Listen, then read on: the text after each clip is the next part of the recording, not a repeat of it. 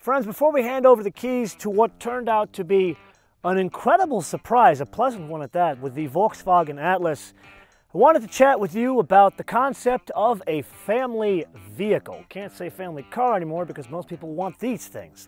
You see, Kumo and I were chatting one evening after we drove this, and it dawned upon us the average price of a car, a new car in the US nowadays, is $33,560. Then Kumo was like, I wonder what it is over in Europe. And there we looked country by country, and the general range is anywhere between 28,000 and 30,000 euro, put in US dollars. That's somewhere between 30,000 and 35,000 US dollars for the average price of the average new car. Not cheap. Then of course, Kumo wanted to boil my blood, and he dug for what is the average payment in the US. And that is now $503 a month. So with that, let's talk about the family vehicle.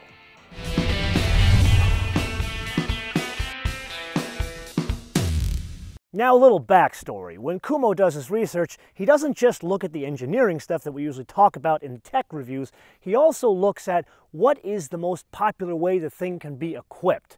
And what we saw was this was anywhere between a $31,000 and, say, a $37,000 vehicle, which gives me a heart attack because you could buy a damn nice Lotus for that. But if you look at the competition, that's kind of what these things cost. And it's what people are paying when you consider the average price of a vehicle is $33,560. Well, we looked at this a different way when it turned up on our doorstep, because the one you see here is $49,500. We practically had a heart attack because 50 grand, you're talking E-Class, 5 Series, a very nice used AMG, and a really nice Evora. So, granted, we are not prudent, so we did some research. And it turns out this is not the only one that has a super fancy model that is around 50 grand. We looked at the Ford, which everybody wants for some reason, the Explorer, and I can understand it's cool looking on the outside. That one ranges like this, around $30,000, and goes all the way up to, are you ready for this? $51,000. Actually, that's the discounted price. The sticker price when we built it was 53 grand, and the Ford website, they say, hey, you know, special deal just for you, $51,000 for a Ford Explorer, people. Okay, I picked myself up off the floor. Kumo decided to do the driving for the next car we built, which was the Jeep, and I really like the Jeep. Ralph, they did a great job designing that thing years ago. It still looks cool today, and I like the way it drives because it still has the bones of a Mercedes. Anyway, let's put that aside. That one, again, like this, you can get them for like low 30s, but then there was a fancy, there's like an Overland model, which I think was like high 40s, and then there was the Summit, like $54,000. Again, I had a heart attack with this. And I'm thinking to myself, people are not buying these things. So we did a little research, and we wanted to see which trim levels people are buying of these things. So we decided to get out of our neighborhood of like Manhattan Beach and Venice, and we went inland, man. We went all the way to Anaheim. No joke, I am not making this up. And of course, it wasn't purely altruistic. We decided to stop at Portillos while we were there. He got the Italian beef, I got the chocolate cake shake. It was a great day. But what we found was most people are buying like the sort of fancy or the fancy model, meaning not the $31,000 four-cylinder which will drive of this. So we were further perplexed, which brings us back to, okay, if most people are going to get the fancy one, what are they really paying? Well, let's go back to that Ford example, and looking on the website, you ready for this? $5,700 down nets you a payment of $522 a month for 39 months. Let me repeat that.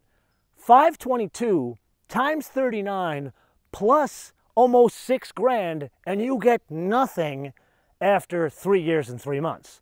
The Jeep was just a little bit less down, I think $5,200 down, and that was like $632 a month. Again, $632, but this one times 36 plus 52, and you get squat after 36.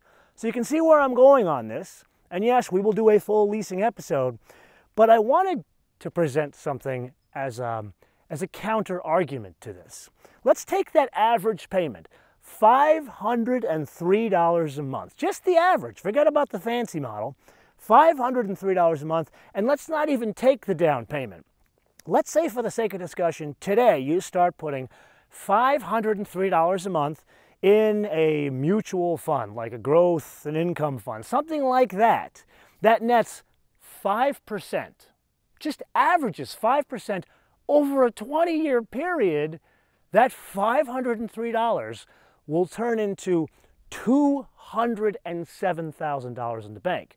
Now, let's say for the sake of discussion, we get a bit more aggressive and we say that over a 20-year period, that those funds average 10%, and I personally have funds that average more than that over a 20-year period. That is $381,000. Now I'm going to present something even further. So I had a friend of mine from the, actually you guys have met him if you have seen some of our live broadcasts, Libor. He's my 3D guru. He works at Google. The man invents the 3D VR cameras. Well, he's got a thing for $75,000 pickups. He always comes in to me. I get a heart attack and I tell him, you have 2 kids. You can't have one right now unless you have 75 cash. So we compromised. He bought his wife, it was like a 3 or 4, it was a 3-year-old Traverse. He got it for $19,000. Cash on the barrelhead. Today the thing is still worth $19,000 and he's owned it for 2 years. And I know for a fact he's putting more than $503 in the bank a month. So my point here is this. I want you to think about these 2 alternatives. Something very fancy. Granted, this is nice. You need to be wealthy to afford this, people. Wealthy, I mean a net worth of $1 million in the bank, cash in the bank, to be able to roll out with 49 grand on an SUV for your family. But I am one person, so I'm going to turn this around to you guys and leave you with a question, and I want you to be honest with me. And the question is this: what is your current family vehicle, and how much did you pay for it? Meaning, what was the sale price? And if you financed it, what do you pay a month and what's the interest rate? And you know what?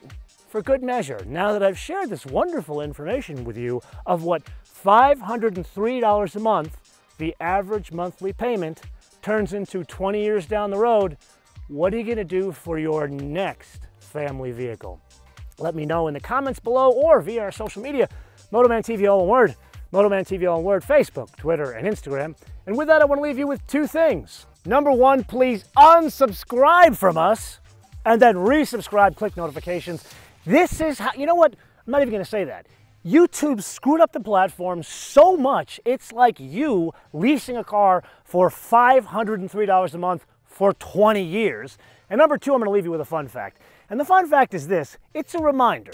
Yes, I came on today to share with you some numbers to make you think. Not so much pop you in the face, but hope I did, but to share some numbers to make you think. And I do this not because I'm perfect. I do this because I've made these mistakes. I've actually never leased a car, but the first car I ever bought, I financed. So I'm telling you this, not from perfection, but because of stupidity. Until I see you next time, bis später.